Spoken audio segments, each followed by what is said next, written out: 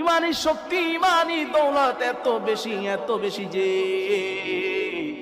আব্দুল্লাহ ইবনে Hudhafa জালিম বাদশাকে মাথাটা জাগাইয়া আঙ্গুল দিয়া ইশারা করে বলতেছে, এই জালিম বাদশা শুনে রাখ, আল্লাহ তাআলা তো আমাকে একটা জীবন দিয়েছে, আর এই একটা জীবনে আমি কতবার পরীক্ষা দিব জানি না, তবে আল্লাহ তাআলা যদি আমাকে 100 জীবন দিত, তো আমি আব্দুল্লাহ ইবনে হুযাফা 100 জীবনের একটা জীবন আমি আল্লাহর রাস্তায় কুরবান করে তোর মতো জালিম শয়তানের হাতে আমার জীবনকে আমি ছেড়ে দিয়ে, আমি জালিম বাদশার হাতে সঁপে দিয়ে আমি আব্দুল্লাহ ইবনে হুযাফা 100 জীবন দিলে 100 বার জীবন আমি আল্লাহর রাস্তায় কুরবান করে দিতে পারি, তারপরেও তোর মতো জালিম বাদশার সামনে আমার মাথাটা আমি নোয়াবো না।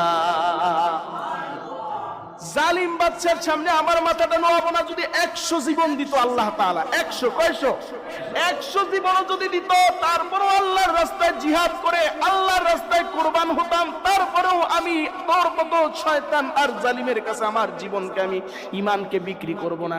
সুবহানাল্লাহ। এজন্য মুমিন কখনো জালিম বাদশাকে ভয় পায় না।